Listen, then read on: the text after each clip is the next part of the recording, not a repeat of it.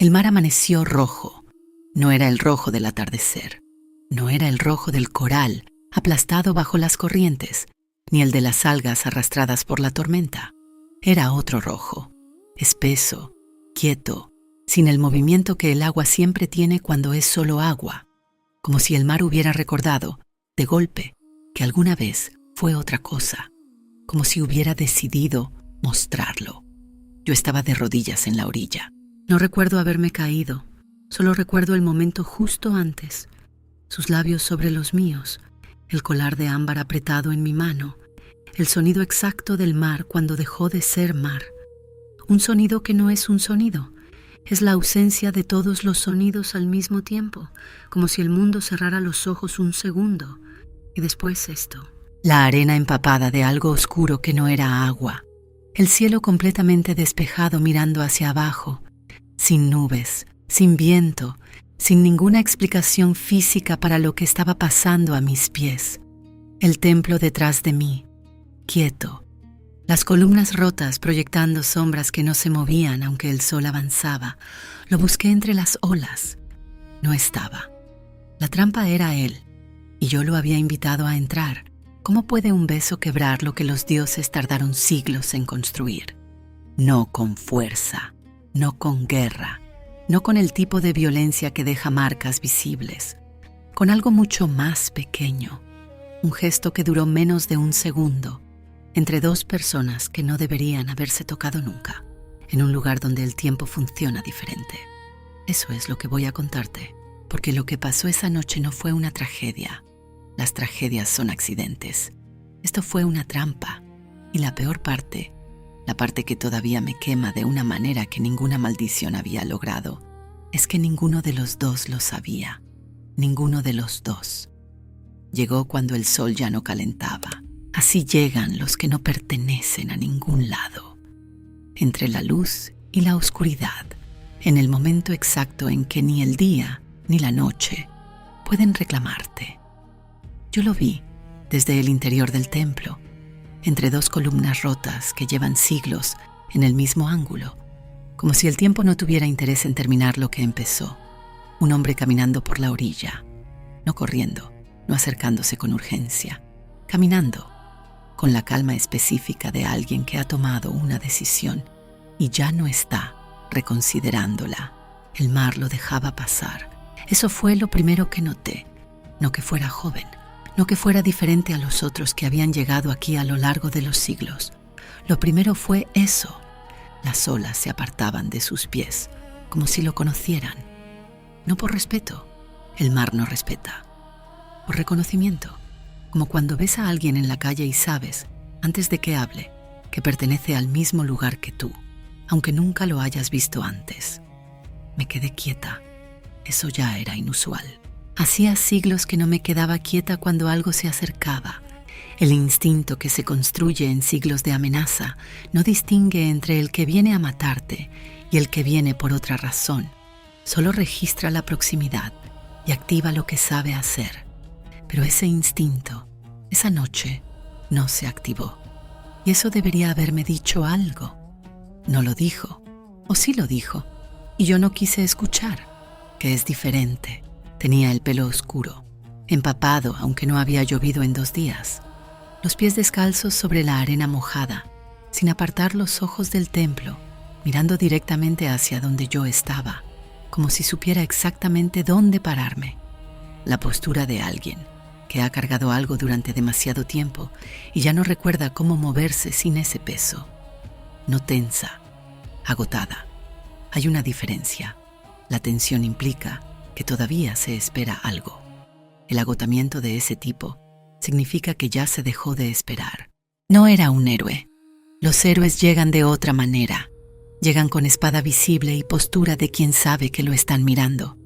Llegan con testigos, reales o imaginarios, porque los héroes siempre actúan para alguien.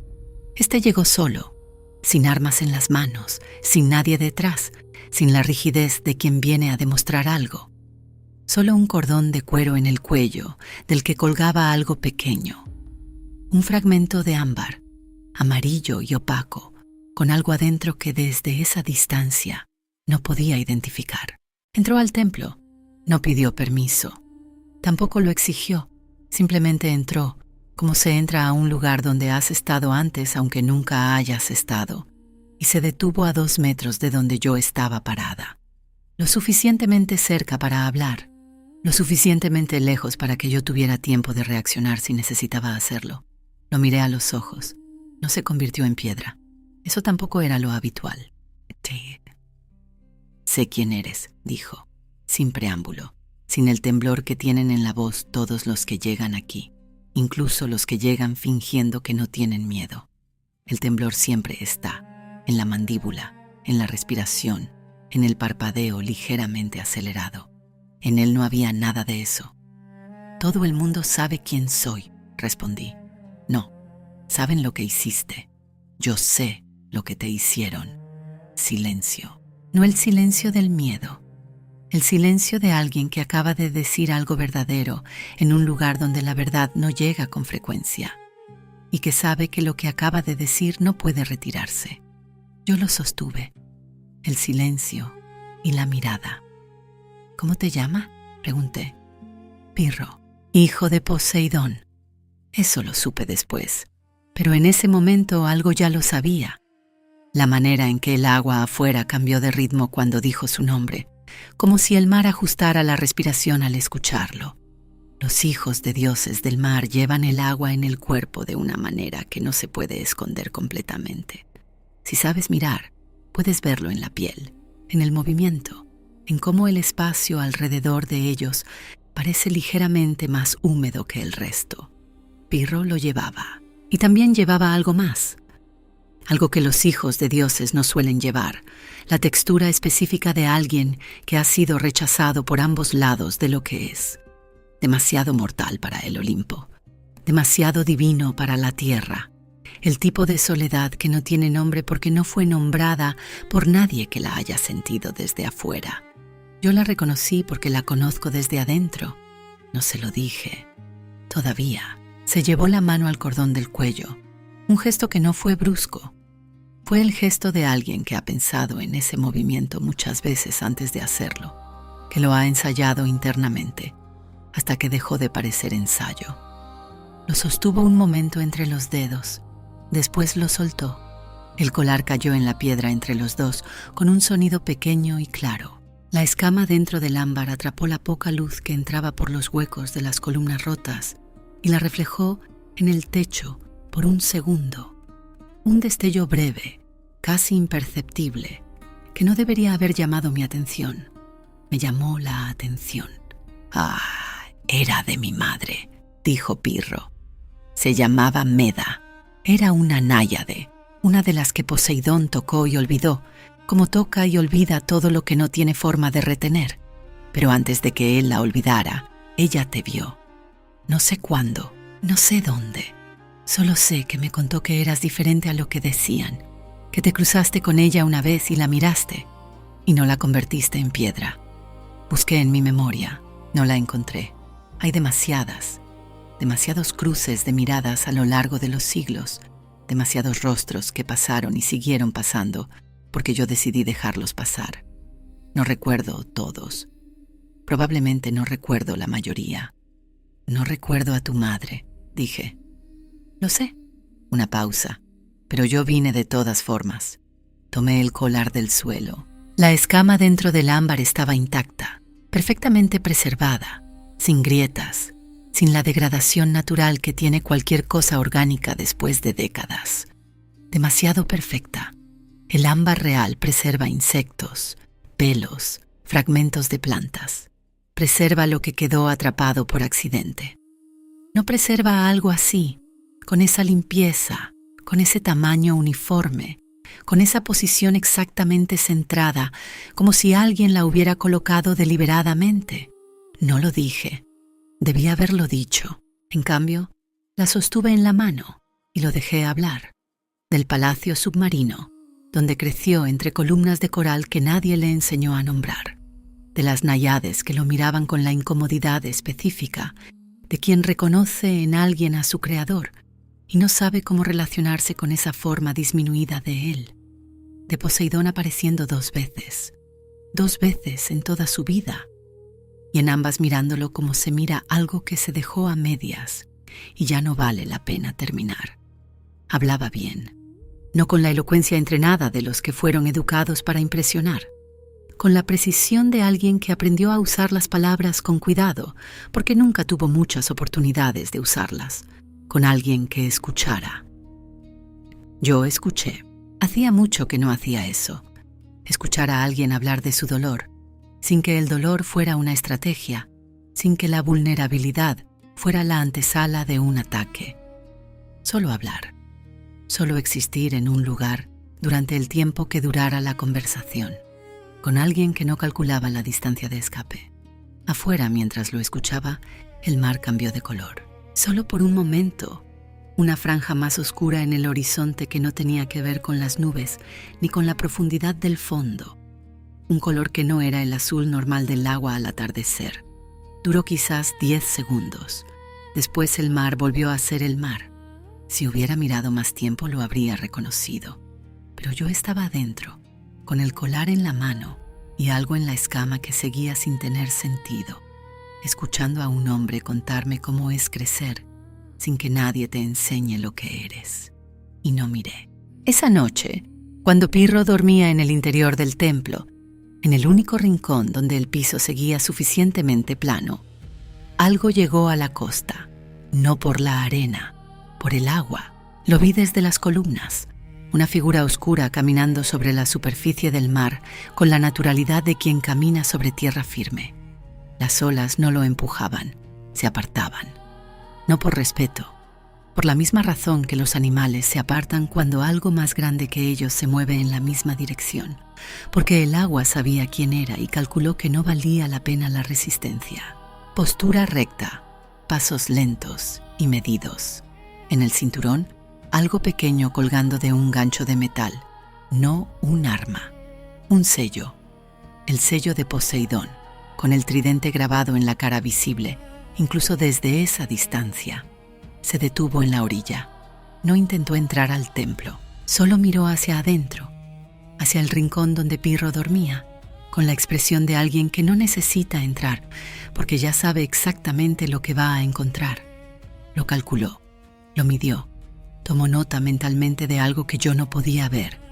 Después me miró a mí, solo un momento, directo, sin el miedo que tienen los que me miran de lejos, con algo más difícil de nombrar que el miedo, con la calma de quien ya terminó de calcular y ahora está en la fase de ejecución. Giró y desapareció entre las olas. Pirro no lo vio, yo sí, y no dije nada. ¿Alguna vez guardaste silencio cuando debías haber hablado? No porque quisieras mentir, sino porque la verdad habría terminado algo que todavía no estabas lista para terminar. Deja un comentario con una palabra, la que describes esa sensación. Yo las leo todas. A la mañana siguiente, el mar estaba quieto de una manera que no era natural. No es que el mar esté quieto alguna vez de verdad. Siempre hay movimiento. Siempre hay algo que lo agita desde abajo, desde las corrientes profundas que no llegan a la superficie, pero que se notan si sabes mirar. El agua tiene respiración propia. Esa mañana no tenía ninguna.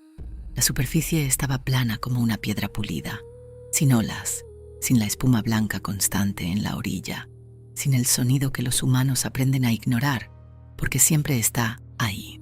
El silencio del mar es una de las cosas más perturbadoras que existen porque el mar nunca está en silencio. Pirro lo notó antes de que yo dijera nada. Estaba parado en la entrada del templo, mirando hacia el agua, con los brazos cruzados y la postura de alguien que reconoce una señal, aunque preferiría no reconocerla. Eso no es natural, dijo, sin volverse hacia mí. No, confirmé. Una pausa. ¿Es Doros? Me quedé con la pregunta en el pecho por un segundo antes de responder. Él sabía el nombre. Claro que lo sabía. Si Poseidón había enviado a alguien, Pirro lo conocía desde antes de llegar aquí. Habían crecido en el mismo espacio, aunque en niveles distintos de la jerarquía submarina. Lo que yo no sabía era si Pirro me lo había ocultado deliberadamente o si simplemente no había considerado que esa información me pertenecía. Las dos opciones, Me decían algo diferente sobre él. ¿Desde cuándo sabes que estaba aquí?, pregunté. Se volvió. Desde que llegué a la costa. Lo siento en el agua, siempre. Es como una corriente fría que no pertenece al lugar donde está, como algo que fue insertado en el flujo natural y que el agua alrededor todavía no terminó de aceptar. Y no me lo dijiste, no lo dije como pregunta, él lo supo. Si te lo decía, no me dejabas entrar. Una pausa. Y necesitaba entrar. Ese es el problema con las personas que han sido rechazadas toda la vida. Aprenden a calcular exactamente cuánta verdad pueden dar sin que las expulsen. Se vuelven precisas en la omisión. No mienten exactamente. Miden. Entregan la cantidad de honestidad que el otro puede procesar sin cerrarse. Y guardan el resto para cuando ya sea demasiado tarde, para que importe. Lo entendí. Lo entendí completamente, desde adentro. Eso no significaba que no fuera un problema. Doros no vino solo a buscarte, Hun, dije. No, vino a asegurarse de que yo no hiciera nada que Poseidón no pudiera controlar. ¿Y esto lo puede controlar? Pirro miró el mar quieto, el ámbar que yo seguía llevando en la mano. Lo había guardado la noche anterior sin pensar conscientemente en por qué. Reflejó la luz de la mañana con un color que no era exactamente el ámbar natural. Más cálido, más vivo, de alguna manera, que la resina fosilizada que debería ser. No lo sé, respondió. Y era la primera vez, en todo el tiempo desde que había llegado, que escuché algo parecido al miedo real en su voz. No el miedo de quien teme el dolor físico. El miedo de quien acaba de entender que puede haber cometido un error que no tiene forma de deshacer. Doros apareció al mediodía. No anunció su llegada. No hizo ruido al caminar sobre la arena mojada. Simplemente estaba ahí de pronto, de pie en la orilla a 10 metros del templo, como si siempre hubiera estado ahí y nosotros hubiéramos tardado en verlo. La misma postura de la noche anterior, recta, contenida, sin ningún movimiento innecesario. La piel del color específico de alguien que ha pasado demasiado tiempo bajo el agua. No bronceada, sino algo entre verde pálido y gris, como el interior de una concha que lleva décadas fuera del mar. Joven, más de lo que parecía de noche, con los ojos de un color que no era exactamente azul ni exactamente gris, el color del agua profunda donde la luz ya no llega. Pirro dijo, solo el nombre. El tono de quien ha dicho esa misma palabra demasiadas veces y ya no necesita agregar nada. Doros. Pirro respondió con el mismo tono. Los dos se conocían demasiado bien para necesitar más contexto. Tu padre te convoca. Mi padre me convocó hace 21 días. Pirro señaló el horizonte con un gesto pequeño, casi casual. Aquí estoy. Aquí estás, repitió Doros, y en esa repetición estaba todo lo que no decía de manera directa. Aquí estás, en el templo de la mujer que Poseidón ordenó que no tocaras.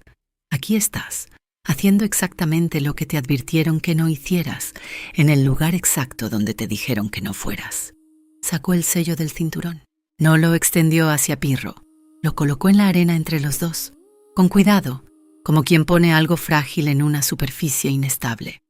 El sello de Poseidón, un tridente grabado en concha oscura, rodeado de marcas que parecían escritura, pero eran demasiado antiguas para ser lo que entendemos como lectura, más antiguas que el alfabeto, que el lenguaje, que la necesidad de registrar las cosas con símbolos.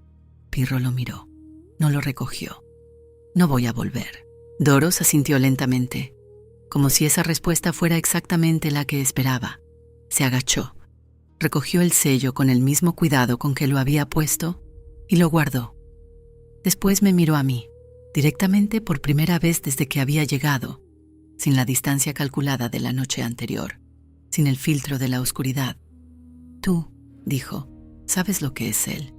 No fue pregunta. Todo el mundo sabe lo que es. Hijo de Poseidón. Renegado. No. Y en su voz, por debajo de la calma de emisario, había algo que no esperaba encontrar, una pena genuina, no actuada. Me refiero a lo que es para ti, lo que ya está pasando aquí, aunque todavía no lo veas.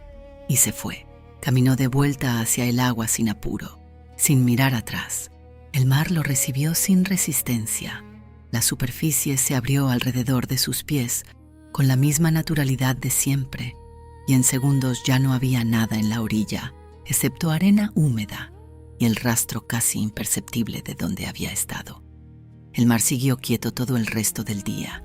Esa tarde, mientras el sol empezaba a bajar y la luz cambiaba a ese tono específico de final de jornada, que hace que todo parezca levemente más real de lo que fue durante el día, Pirro me contó sobre su propia maldición, no la mía, la de él. Los hijos de dioses que rechazan el llamado de su progenitor divino son marcados, no con un castigo visible, no con transformación, no con dolor inmediato, con algo más silencioso y más seguro.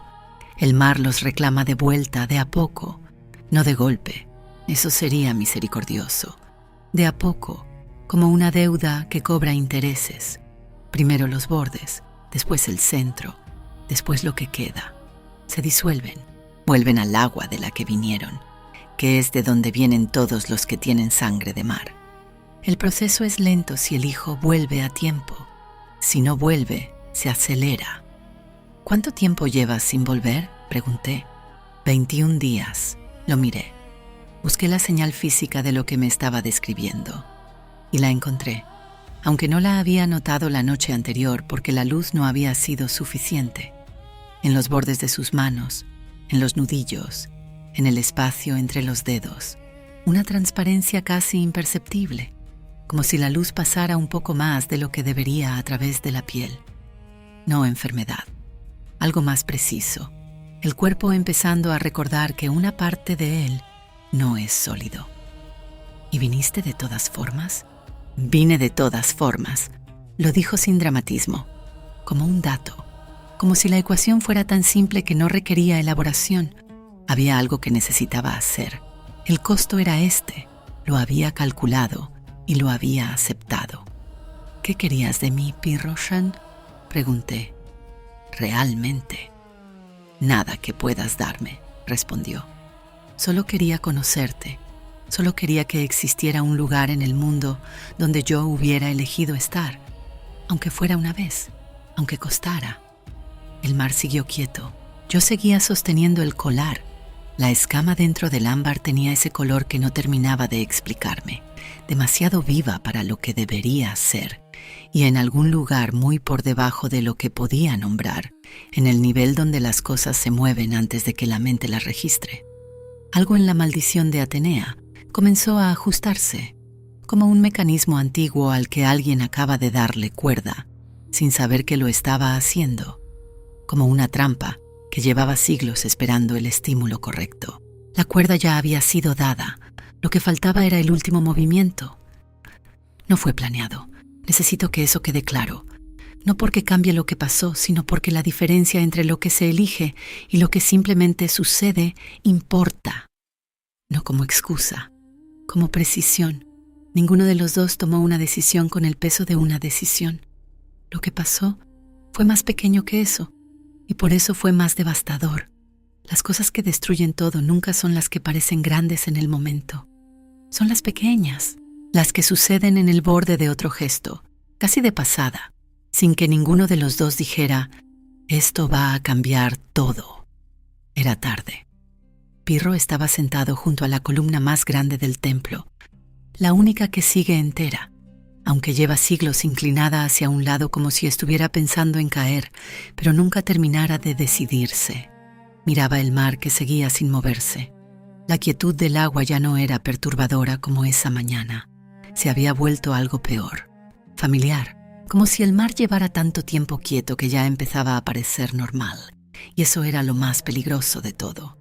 Me acerqué porque tenía algo que decirle, algo sobre Doros, sobre la frase que había dicho antes de irse. Lo que ya está pasando aquí, aunque todavía no lo veas, que había estado creciendo en mi cabeza durante horas sin terminar de tomar forma. Una sospecha que todavía no podía nombrarse completamente, pero que empujaba desde adentro como empujan las cosas que el cuerpo sabe antes que la mente. Me acerqué con intención de hablar. Pirro levantó la vista cuando llegué junto a él, y en su cara había algo que no había visto en mucho tiempo, no admiración. La admiración tiene una distancia incorporada, una separación entre quien mira y lo que mira. No era eso.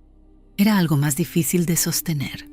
Alguien mirándome directamente, sin calcular la distancia de escape, sin el ángulo ligeramente lateral que la gente usa cuando quiere ver, sin que los veas ver, sin ninguna de las defensas que los seres que me miran siempre tienen activas, solo mirando. No dije lo que iba a decir. Él tampoco dijo nada. El beso duró un segundo, menos que eso quizás. Fue tan breve que casi no cuenta como algo que sucede, más bien como el borde de algo, el momento exacto en que una cosa deja de ser lo que era y todavía no es lo que va a ser. Un instante de transición.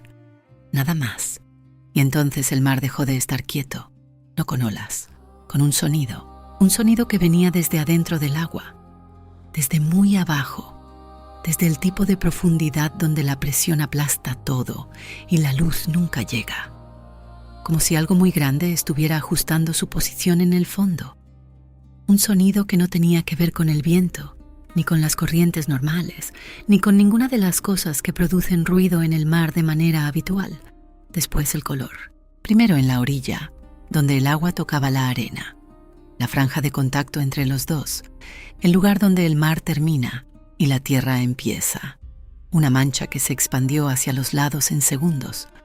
Después, más adentro, en bandas concéntricas que se alejaban del templo hacia el horizonte, como si el punto de origen estuviera exactamente aquí, exactamente donde estábamos parados.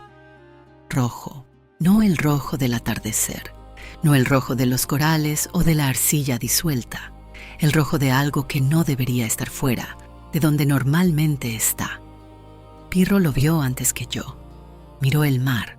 Después, miró sus manos, la transparencia que yo había notado antes, apenas perceptible en los bordes de los dedos, en los nudillos, en el espacio entre los tendones, ya no era sutil. La luz pasaba directamente a través de las palmas, si las sostenía contra el cielo, como si el sólido estuviera cediendo, como si el cuerpo estuviera empezando a recordar, con mucha seriedad, que una parte de él pertenecía al agua. «¿Qué está pasando?», preguntó. Y su voz tenía un temblor que no era exactamente miedo, era algo más preciso, reconocimiento. La diferencia entre el miedo a algo que no conoces y el reconocimiento de algo que conocías y esperabas que no llegara tan pronto. «No lo sé», dije. «Sí lo sabes». Me quedé callada. Doros llegó a la orilla exactamente en ese momento, no corriendo, no apurado, caminando con la misma calma medida de siempre, pero ahora esa calma se veía diferente.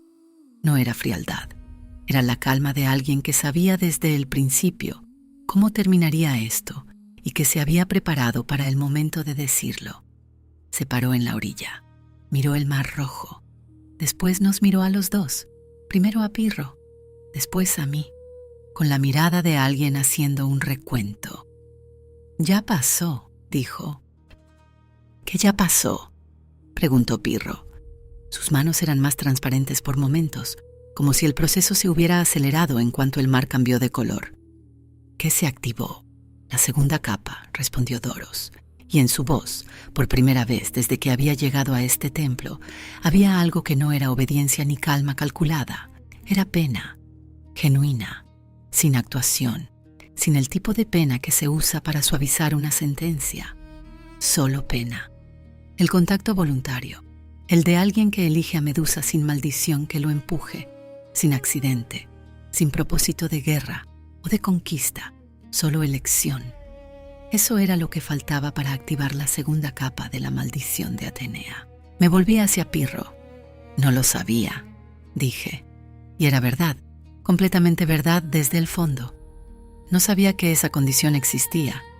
«Yo tampoco», dijo Pirro. Doros bajó la mirada hacia la arena. «Poseidón sí». El silencio que siguió a esas dos palabras fue de un tipo específico. El silencio de cuando entiendes algo que no puede desaprenderse, no el silencio de la sorpresa, que es corto y va seguido de preguntas. El silencio de la comprensión, que es más largo y va seguido de nada, porque cuando entiendes algo de ese tamaño, el siguiente paso no es preguntar, sino procesar. Pirro miró el mar rojo. El mar lo miraba de vuelta, o parecía hacerlo, con ese color oscuro que pulsaba levemente como si tuviera su propia respiración. ¿Cuánto tiempo tengo?, preguntó, sin drama, con la misma calma práctica de siempre. La calma de alguien que ha calculado pérdidas durante toda su vida y sabe que calcular es lo único que está en su control. El mar te reclama, respondió Doros. No como castigo, como reclamo de deuda. Tu parte divina vuelve al origen. ¿Y la otra parte? Doros no respondió. La otra parte era mortal. La otra parte no tenía origen al que volver. Pirro entendió la respuesta en el silencio. Me miró. No fue un error, dijo. Quiero que lo sepas. No lo haría diferente aunque pudiera. Esa frase me rompió de una manera que ninguna maldición había logrado. No porque fuera hermosa, lo era. Pero eso no era lo que rompía. Era porque era irreversible. Las cosas hermosas pasan y se van.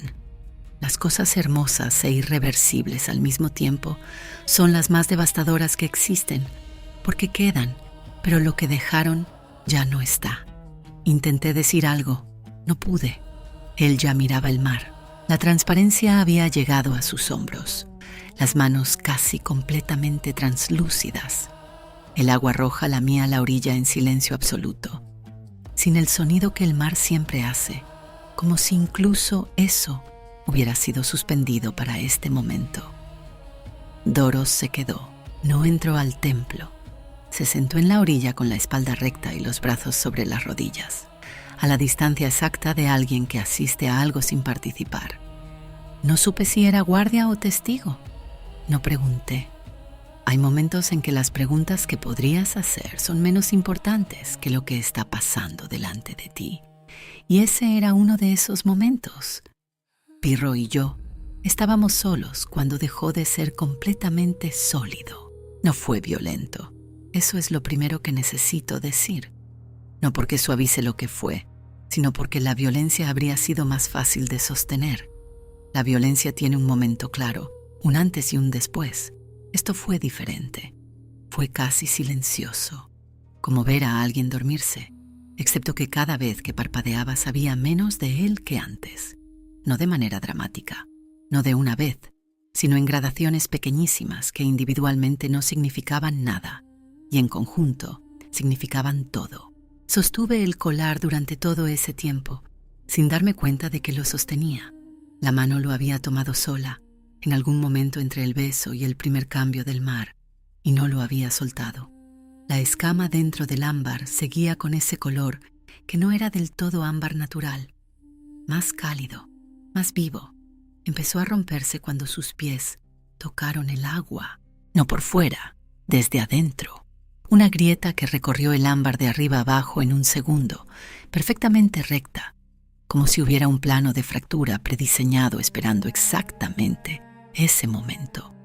Después una segunda grieta, perpendicular a la primera. Después la escama en dos mitades perfectas, separándose dentro del ámbar, con la precisión de algo que fue diseñado para partirse de esa manera específica, en ese momento específico. Me quedé mirándola, y entonces entendí, no de golpe, de a capas, como el mar, como todas las cosas que son demasiado grandes para caber en un solo momento de comprensión. La escama no era de Meda. Meda era una náyade, una criatura del agua, bella y efímera, como todo lo que Poseidón tocaba. Sus escamas, si hubiera tenido, habrían sido del tipo que se degrada con el tiempo, que pierde el brillo, que se vuelve opaca y frágil después de décadas fuera del agua. Esta escama no había degradado nada. Estaba perfectamente preservada, perfectamente centrada dentro del ámbar, del tamaño exacto para lo que necesitaba ser. No era un recuerdo, era un instrumento. Era la parte visible de un mecanismo que alguien había ensamblado con paciencia y con tiempo, con la paciencia y el tiempo específicos de alguien que tiene eternidad y la sabe usar. El colar no era de Meda. Pirro no lo sabía.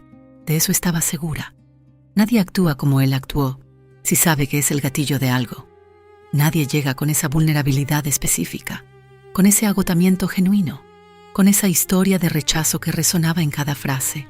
Si sabe que la historia es el mecanismo, Pirro había sido enviado creyendo que venía por su cuenta. Había tomado una decisión creyendo que era suya. Alguien se la había construido con mucho cuidado. Poseidón. No como crueldad hacia Pirro. O no solo eso. Los dioses no actúan por crueldad simple, que es un lujo de los que tienen emociones sin estrategia. Poseidón lo había enviado aquí con el colar y con la historia y con la vulnerabilidad correcta para que yo bajara la guardia por las razones exactas que me hacen bajar la guardia, con el timing exacto después de suficientes siglos de soledad para que funcionara. ¿Por qué? La segunda capa de la maldición de Atenea, una vez activada, no solo reclamaba al que había tocado a Medusa por elección propia, dejaba una marca, una apertura, una grieta en la arquitectura original de la maldición, construida con el dolor de alguien que nadie iba a llorar, porque nadie sabía que había existido. Pirro era el precio. Yo era el mecanismo. Y Atenea no lo había previsto. Eso era lo que Poseidón le estaba cobrando, con siglos de paciencia, a través de mí. La guerra entre los dioses no tiene nombre cuando se usa a los que no son dioses como instrumentos. No tiene nombre porque los instrumentos no son consultados. Pirro era el precio. Yo era la herramienta. Y ninguno de los dos había elegido serlo. Me levanté. El mar estaba completamente rojo de orilla a horizonte. No una mancha, no una franja, sino todo el agua visible transformada en ese color que no era agua. Doros seguía sentado en la arena con los ojos cerrados, no por indiferencia, por la misma razón que uno cierra los ojos ante ciertas cosas, porque verlas completamente es más de lo que se puede sostener sin quebrarse, y él necesitaba no quebrarse todavía. El sol estaba bajando. Las columnas del templo proyectaban sombras largas sobre la piedra del piso. Dije el nombre de Atenea, en voz alta, sin arrodillarme, sin inclinar la cabeza, sin ninguna de las posturas de quien suplica o pide o negocia.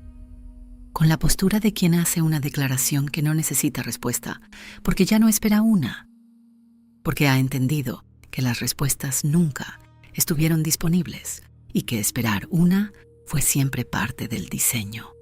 Lo dije una vez, claro, completo.